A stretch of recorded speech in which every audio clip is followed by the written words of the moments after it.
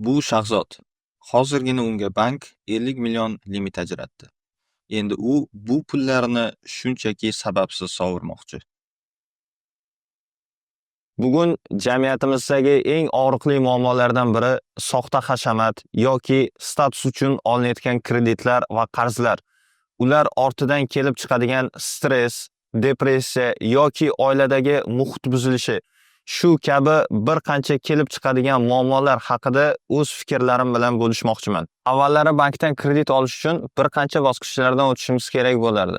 Misol uchun, to'lov qobiliyatimizni isbotlovchi hujjat yoki kafil olib kelishimiz va ba'zida bank bizga kredit ajratishi uchun bank xodimini tushlikka taklif qilish. Hozir esa barchasi juda ham oddiy. Birgina mobil ilova va pasport ID kartamiz bilan shaxsimizni tasdiqlash orqali kartamizga 50, hattoki 100 million so'mgacha kredit olishimiz mumkin. Albatta bu servislar juda ham katta qulaylik. Vaqtimizni tejaydi yoki ortiqcha hujjatbozlik yo'q. Ammo bir savol tug'iladi. Osongina qo'limizga kelib tushgan 50 million so'm yoki boshqa kreditlarni qaytarish uchun yoki to'g'ri sarflash uchun bizda moliyaviy bilim yetarlimi? Topayotgan pulimiz, olayotgan oyligimiz bu olingan qarzlarni qaytarish uchun yetadimi? O'zi Toshkent shahrida o'rtacha oylik maosh 4 yoki 5 million so'm, viloyatlarda esa 2-2,5 million so'm atrofida bo'lsa, bu puldan oziq-ovqat, yo'l, kiyim-kechak, tibbiyot xarajatlarini ayirib tashlaganimizda orttirilgan pul bu olayotgan kreditlarimizni to'lash uchun yetarlimi? Ba'zilar bu haqida umuman o'ylamay sababsiz kredit olishda davom etmoqda. Banklar esa bir-biridan kuchli marketing reklamalar bilan pul tarqatishda davom etmoqda. Oxirini esa hech kim o'ylayotgani yo'q. Ko'pincha kreditlarni to'y qilish, yangi mashina yoki uy xarid qilish, iPhone uchun va qimmat kurs treninglar sotib olish uchun olamiz. Bir o'ylab qaraganda barchasi sababli. Ammo bu olingan kreditlar oqibatida hayotimiz yengillashadimi yoki bundan ham battarroq og'irlashadimi? Shu haqida o'z fikrlarim va misollarim bilan sizlarga bu mavzuni yoritib bermoqchiman. Nikohni qarz evaziga bog'lash. Rostdan ham qarz yoki kredit olib to'y qiladiganlar sanoqli emas. Jamiyatimizda qasrdek to'yxonada 400 yoki 500 nafar odamlarni, yaqinlarini chaqirib to'y qilmasak, odamlar nima deydi degan gap so'zlar bo'lishi mumkin. Yoki bu bizni status obro'yimizga to'g'ri kelmasligi mumkin. Katta to'y qilish, to'y uchun juda ham katta pul sarflash oddiy holat. Ammo bu katta to'y, bu hashamat nega endi qarzlar, kreditlar evaziga bo'lishi kerak? Keling, tasodifiy bir yigitni misol sifatida olamiz. U uylanish uchun 100 million so'm mikroqarz oldi va bu vaqtda baxtdan uchib yuradi va bu qarzlar, kreditlarni to'lash haqida to'liq unutadi.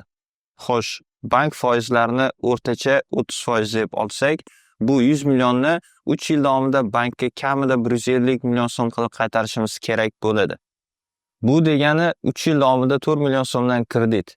Endi oyligi 2-2,5 yoki 3 million so'mdan oshmaydigan yigit bu qarzlarni nima evaziga uza oladi? Mayli, ayoli ham ishlab yordam berar yoki ko'maklashar deyishingiz mumkin.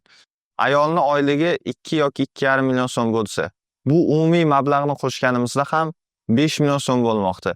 Kredit esa 4 million. Orttirilgan 1 million so'm bozordagi qimmat narxlar yoki yashash sharoitini qiyinligini hisobga olganimizda oziq-ovqat, kiyim-kechak xarajatlari, kommunal yoki ijara to'lovlari va ba'zida kutilmagan holatlarda tibbiyot xarajatlarini qoplashga yetadimi? Yoki undan ham yomonrog'i, najot yo'li sifatida bu kredit va qarzlarni to'lash uchun xorijga ishga ketish muammoni yana ham kattalashtirishi mumkin. Katta ehtimol bilan xorijga ketishda qulay yechim sifatida yoshlar o'z ayolini ota-onasi bilan birga qoldirishadi. Bu qisman to'g'ri qaror bo'lishi mumkin. Ya'ni xorijda ish va yashash sharoiti juda ham og'irligi, noqulayligi sababli ayollarini bu qiyinchiliklarni ko'rmasligi, ya'ni bu qiyin sharoitda qoldirmasliklari uchun o'z shaharlarida yoki o'z yurtida qoldirishadi. Ammo bu yerda bir juda ham qo'pol savol tug'iladi. Qanday qilib endigina to'yi bo'lgan yosh ayolini o'ziga o'rgatib qo'yib 2-3 oydan so'ng xorijga ishga ketishi va u yerda 1, 2, hattoki 3 yillab ishlashi va o'z yurtiga bu yillar davomida qaytmasligi qanchalik to'g'ri qaror bo'lishi mumkin? Ruhan uzoqda bo'lganligi sababli bir-biridan sovish yoki turli xil gormonal o'zgarishlar sababli kelib chiqadigan kasalliklar, stresslar, depressiya ortidan bu oilalar hattoki ajrashib ketishlari ham mumkin.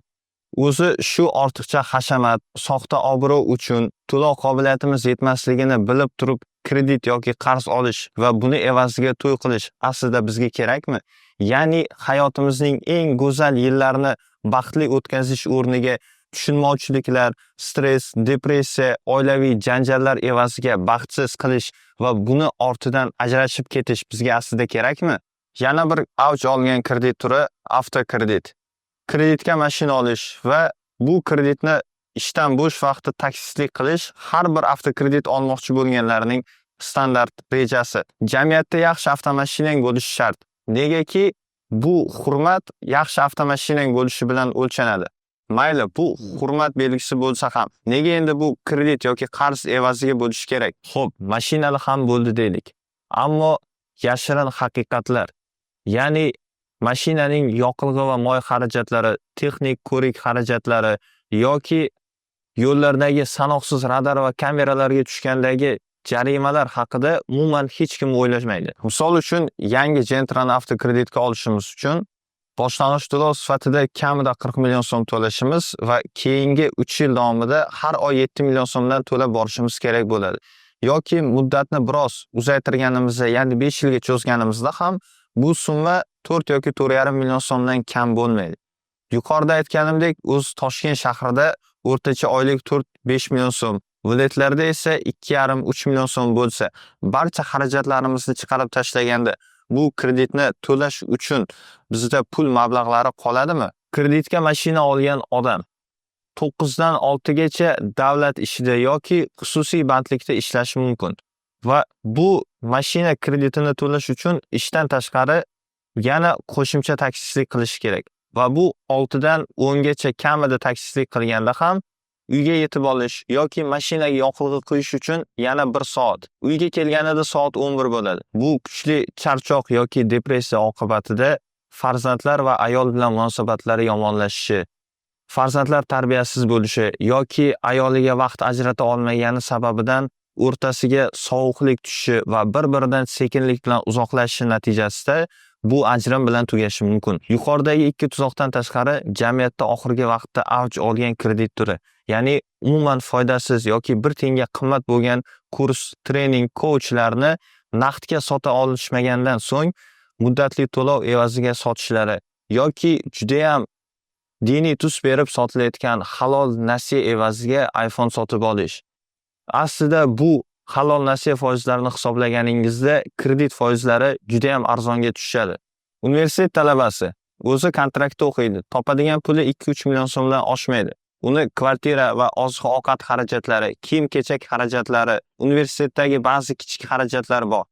Va buni ustiga yana bitta muammo sifatida kredit yoki muddatli to'lovga iPhone olish o'zi aslida unga kerakmi? Mobilograf yoki bu telefon uni muammolarini hal qilsa, ishi topgan puli evaziga uzib yuborishi mumkin.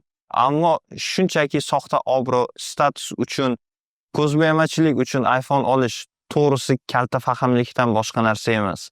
Ayniqsa bu muddatli to'lov baland foizlar evaziga bo'lsa, nima keragi bor bu narsani bizga? To'g'risi shu yerda videoni tugatmoqchi edim.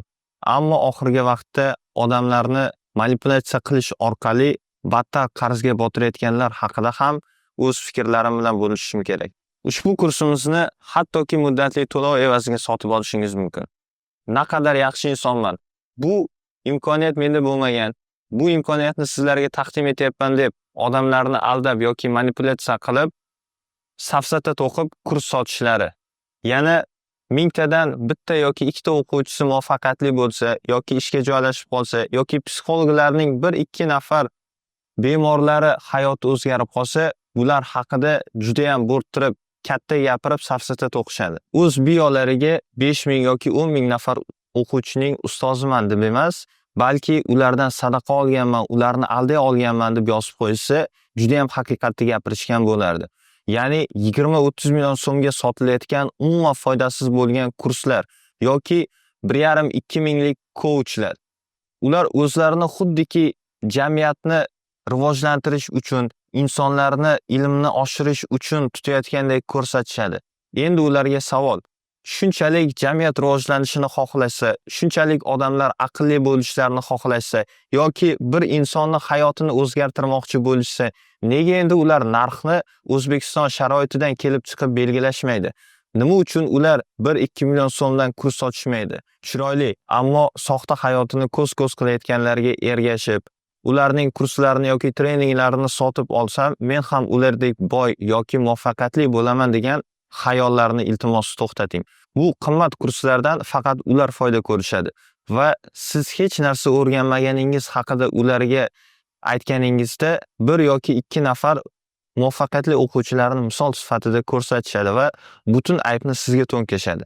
Va shunda siz o'tirib o'ylaysiz: kam harakat qildimmikan yoki meni bular aldashdimikan deb battar depressiya yoki tushkunlikka tushishingiz mumkin. Ochib berishga harakat qilgan mavzuyim sizga qanchalik ijobiy ta'sir o'tkazadi bilmadim. Qanday yashash ham sizning tanlovingiz. Ammo birgina haqiqat bor. O'zingizni atrofdagilar bilan solishtirish natijasida oxirini o'ylamay yoki to'lov qobiliyatingiz yetmasligini bilib turib kredit olib, buning evaziga to'y qilish, mashina olish yoki iPhone olish hayotingizni hozirgi holatidan ham yomonlashtirishi va buning natijasida kuchli depressiya, tushkunlik oqibatida hayotingizni o'zingiz cho'ktirishingiz mumkin.